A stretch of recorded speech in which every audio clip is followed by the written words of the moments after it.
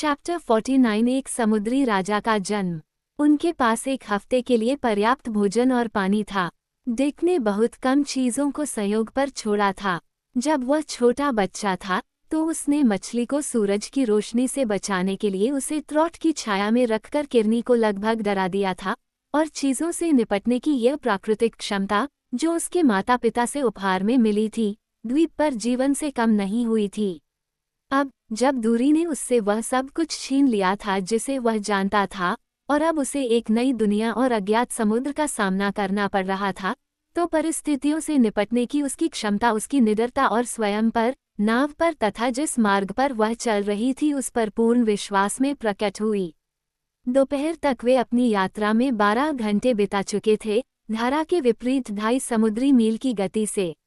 उत्तर में 30 मील की दूरी पर पाम ट्री था, जबकि दक्षिण में एक प्रकाश स्तंभ की तरह कैरोलिन का 40 मील का लगून उन्हें नीले आसमान से संकेत दे रहा था। और अब जब सूर्यास्त की ओर बढ़ रहा था, कटाफा, जो सो गई थी, जाग गई और उठकर बैठ गई। ऐसा लग रहा था जैसे वह अपने सपनों में सुनी गई किसी आवाज को सुन रही हो। वहां कुछ भी नहीं था, सिर्फ धनुष की थपथपाहट और मस्तूल की चरमराहट और तख्तों को चूमते हुए लंबे उफान की आवाज, सिर्फ एक सीगल की चीख जो उनके पास से गुजरी थी। वह दक्षिण की ओर उड़ रही थी।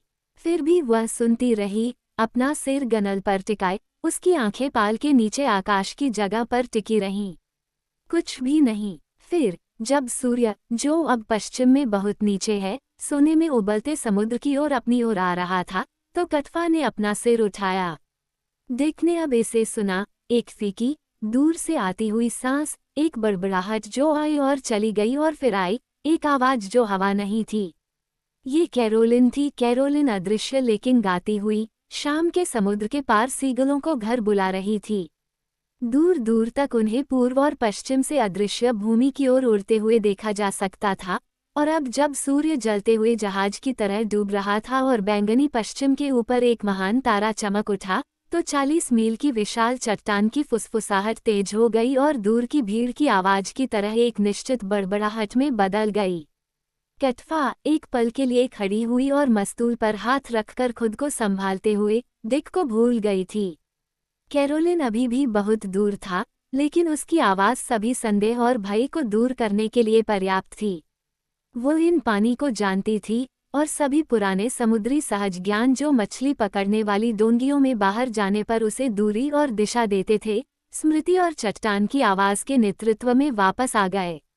मछली पकड़ने का वह किनारा जहां तूफान ने उसकी डोंगी को मारा था और तायोफा को पानी में उड़ा दिया था, उनके ठीक सामने था।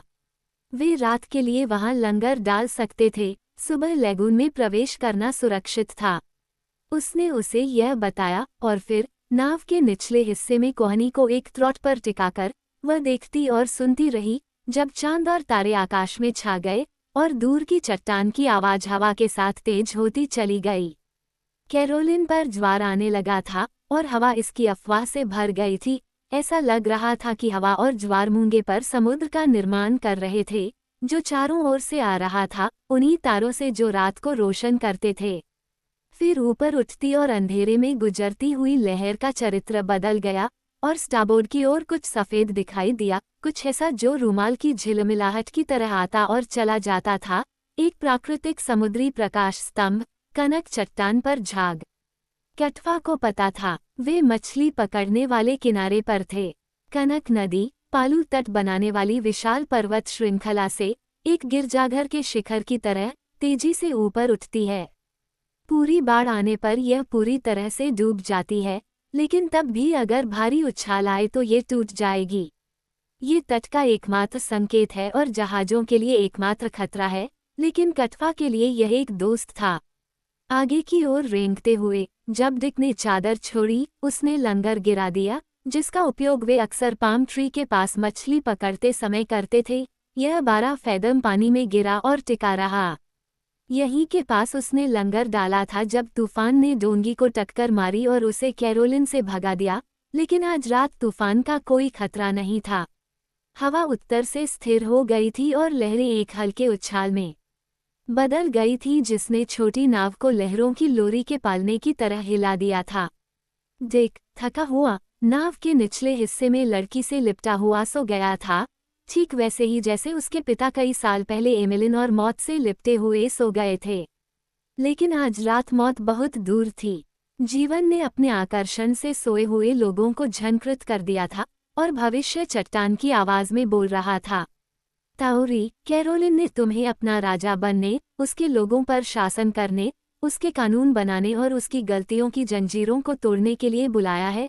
इसके लिए तुम पैदा हुए हो, इसके लिए तुम अभी भी जीवित हो, और जब तक तुम जीवित हो युद्ध तुम्हारा भाग होगा और शांति तुम्हारी जीत का ताज होगी और अंत में तुम्हें शाश्वत शांति की ओर ले जाएगी जो स्वतंत्रता है। वो अपना सिर पश्त पर रखे मुर्दे की तरह अचेत सो रहा था, जबकि समुद्री हवा चल रही थी और विशाल चट्टान गा रही थी, विलाप कर रही थी, बड़बड़ा रही थी और बोल रही थी।